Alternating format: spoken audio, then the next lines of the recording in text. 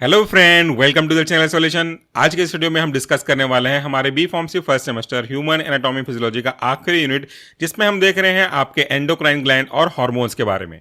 आज का जो टॉपिक है उस यूनिट के अंदर वह है क्लासिफिकेशन ऑफ हार्मोन्स, मतलब आप हार्मोन्स को कितने अलग अलग तरीके में बांट सकते हो, क्लासिफाई कर सकते हो depending upon the different parameters. अगर आप बुक में देखेंगे तो आपको एक दो तरीके का क्लासिफिकेशन दिया है, बट आज मैं आपको कई अलग अलग तरीके के क्लासिफिकेशन के साथ डिस्कस करूंगा हार्मोन के क्लासिफिकेशन को।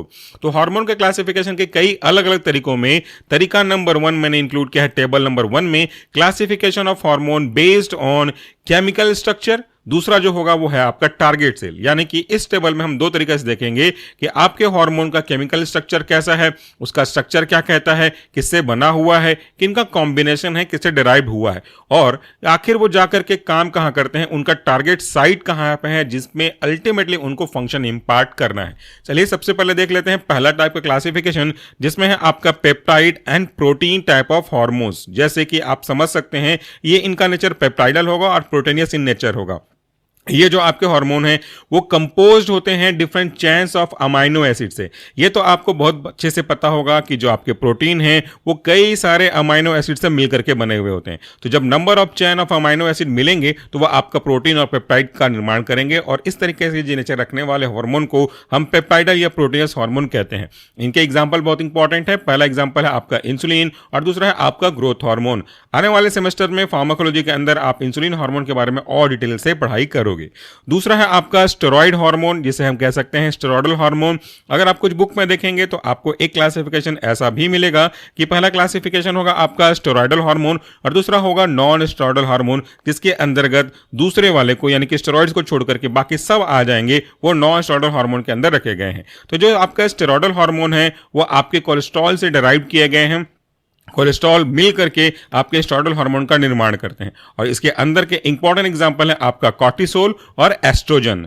इसके बाद अगला जो हमारा classification under the chemical structure वह है amino acid hormone, amino acid derived hormone. देखिए पहले वाले में आपने देखा था प्रोटीन जो कि छोटे छोटे अमाइनो एसिड के चेन से मिलकर के बने हैं, लेकिन in case of amino acid derived hormone हम देखते हैं कि ये जो हार्मोन है वो सिंगल अमाइनो एसिड जैसे कि आपका टायरोसिन और ट्रिप्टोफैन इनसे डिराइव करके बनाए गए हैं, यानी कि सिंगल अमाइनो एसिड से बने हुए हार्मोन होते हैं, और इनके एग्जाम्पल और ज्यादा इंपॉर्टेंट हो जाते हैं।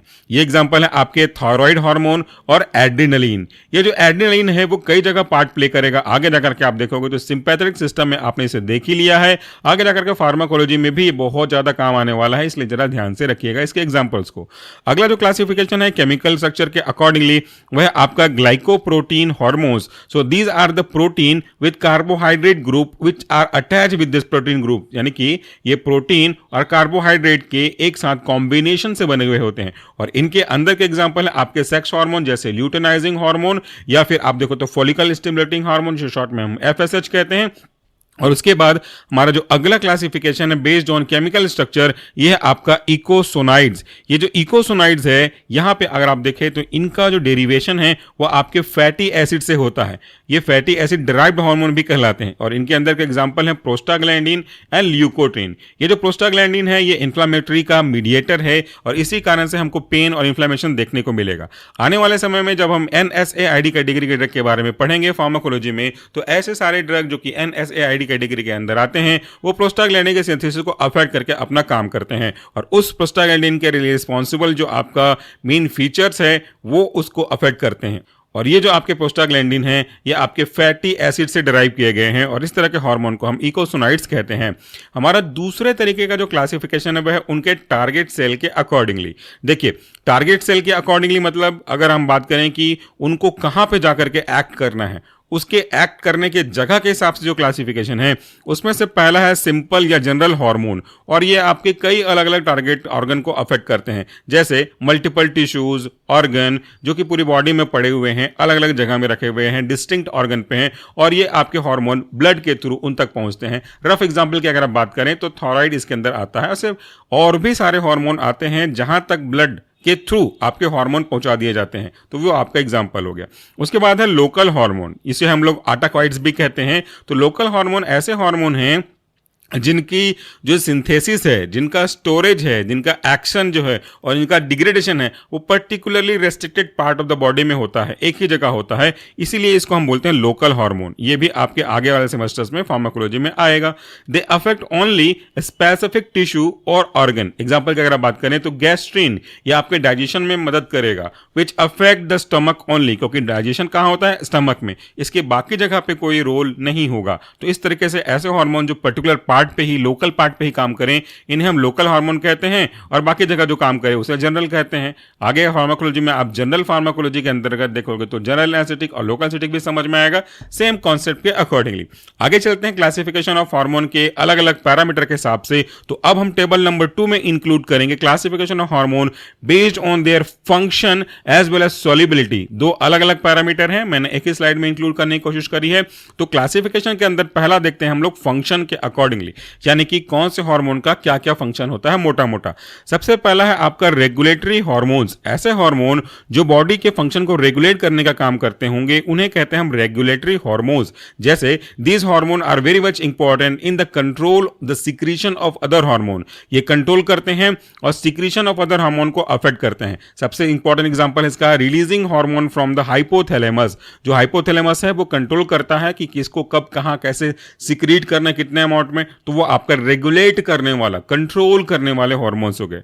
दूसरा है आपका मेटाबॉलिक हार्मोन। ऐसे हार्मोन जो मेटाबॉलिज्म के प्रोसेस को फैसिलिटेट करते होंगे, इस तरह के हार्मोन को बोलते हैं metabolic hormone. They are involve in regulating the metabolism process. Example की बात करें इंसुलिन और ग्लूकागॉन, ये आपके ब्लड में ग्लूकोज के लेवल के लिए रिस्पॉन्सिबल है। ग्लूकोज को कम करने के लिए आपका इंसुलिन रिस्पॉन्सिबल है और ग्लूकोज को इंक्रीज करने के लिए आपका ग्लूकागॉन रिस्पॉन्सिबल है। So whenever there is need, ये अपने अपने अकॉर्डिंगली काम करते हैं। इस तरीके से हम इसको बोल सकते हैं मेटाबॉलिक हार्मोन, या इसे हम लोग कह सकते हैं कि आपकी बॉडी में फ्यूल प्रोवाइड करने का काम करते हैं। नेक्स्ट आपका आ जाता है फंक्शन वाइज रिप्रोडक्टिव हार्मोन, यानी कि ऐसे हार्मोन जो कि मेल और फीमेल रेस्पेक्टिवली रिप्रोडक्शन के प्रोसेस को फैसिलिटेट करने में मदद करते होंगे। इसके अंदर आ जाते हैं आपके सेक्सुअल हार्मोन एस्ट्रोजन और टेस्टोस्टेरोन रेस्पेक्टिवली। नेक्स्ट है आपका स्ट्रेस हार्मोन, यानी कि ऐसे हार्मोन जो स्ट्रेस के लेवल को मेंटेन करने का काम करते होंगे, उनको ऑप्टिमल लेवल में मेंटेन करने का काम करते हैं। इसी को कहते हैं हम स्ट्रेस हार्मोन, और ये रिलीज होते हैं स्ट्रेस की कंडीशन में, स्ट्रेस को मैनेज करने के लिए।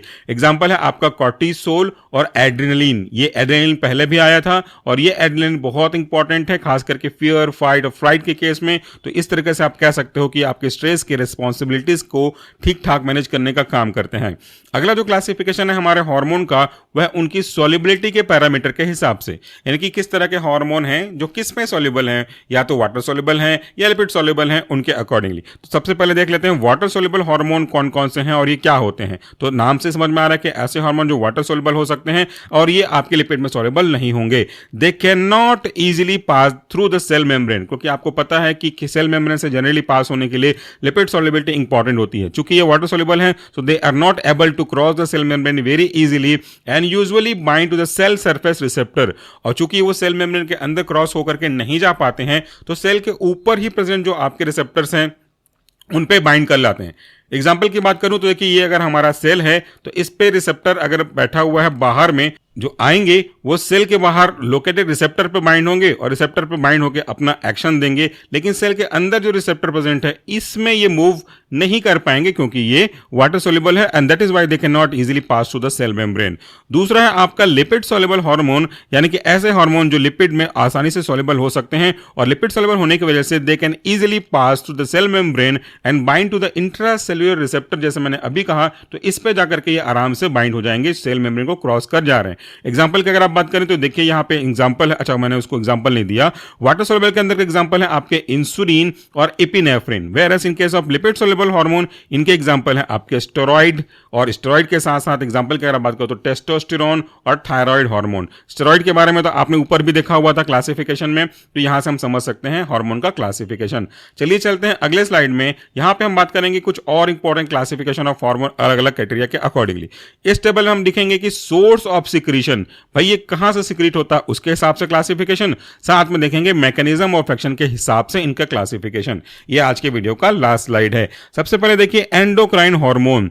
एंडोक्राइन हार्मोन जो कि आपको समझ में आ चुका है कि ये अंतःस्रावी ग्रंथियां हैं और ये ब्लड में अपने सिक्रेशन को रिलीज करती हैं। तो अगर मैं ये कहूं कि हमारा एंडोक्राइन ग्लैंड है, इसमें से हार्मोन रखे हुए हैं, तो ये सिक्रीट होगा। सबसे पहले तो आपके ब्लड में जाएगा और इस ब्लड के थ्रू ये अपने जो टारगेट साइट है वहां पे जाकर के अपना काम करेगा, चाहे ये आपका थायराइड हो, चाहे पैराथायराइड हो, या फिर आपका कोई और ग्लैंड हो। तो इस तरीके से ये ब्लड के थ्रू मूव करते हैं, इसी को हम बोलते हैं एंडोक्राइन हार्मोन।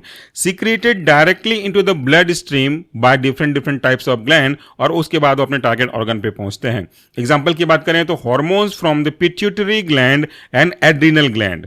दूसरा है आपका पैराकाराइन हार्मोन, पैरा यानी कि बियॉन्ड द क्राइन यानी कि सिक्रीशन। तो ये जो आपके हार्मोन्स हैं वो एक्ट करते हैं नियर बाई सेल पे, अगल बगल बाजू वाले सेल हैं उस पे, without entering into the blood stream. ये अब ब्लड स्ट्रीम में नहीं पहुंचेंगे। तो जैसे मान लो ये एक पर्टिकुलर सिक्रीशन करने वाला ग्लैंड है और ये उसके बगल में वाला कोई सेल है, तो यहां से जो हार्मोन है सिक्रीट होंगे और आजू बाजू वाले जो हार्मोन्स के आजू बाजू वाले जो आपके सेल्स हैं इस पे जाकर के काम करेंगे। तो ये कहलाते हैं आपके पैराक्राइन हार्मोन्स। एग्जाम्पल है इनका साइटोकाइनिन, जिसे अभी मैंने बताया था इन्फ्लेमेटरी बीटाइटिस के केस में लोकल हार्मोन अटाकॉइड, वो इसमें इंक्लूड हो सकते हैं।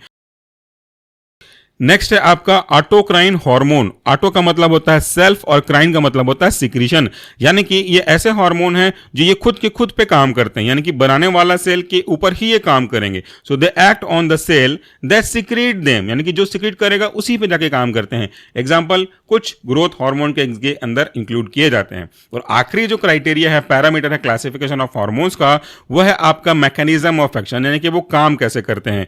इसके ऊपर हम आगे आने वीडियो में डिटेल से बात करेंगे। तो पहला हार्मोन का क्लासिफिकेशन का तरीका है hormone with cell surface receptor, यानी कि ऐसे हार्मोन जो कि सेल के सरफेस पे प्रेजेंट रिसेप्टर के साथ बाइंड करेंगे। दूसरा क्लासिफिकेशन है ऐसे हार्मोन जो इंट्रासेलुलर रिसेप्टर पे काम करेंगे। इसका डायग्राम मैंने आपको बताया था, एक बार फिर से बताता हूं। मान लेते हैं कि हमारा ये सेल है, ठीक, तो ये सेल के बाहर कोई रिसेप्टर प्रेजेंट है आपके हार्मोन के रिस्पेक्ट में। तो ऐसे हार्मोन जो कि केवल बाहर में प्रेजेंट रिसेप्टर के साथ बाइंड करेंगे और अपना एक्शन देंगे, इसे हम कहेंगे आपका hormone which affect the cell surface receptor. और कुछ ऐसे हार्मोन होंगे जो सेल के अंदर प्रेजेंट जो रिसेप्टर हैं वहां पे जाके बाइंड करेंगे। जैसे कि ये अगर आपके सेल के अंदर के रिसेप्टर हैं तो ये हार्मोन अंदर पहुंचेंगे और यहां पे काम करेंगे।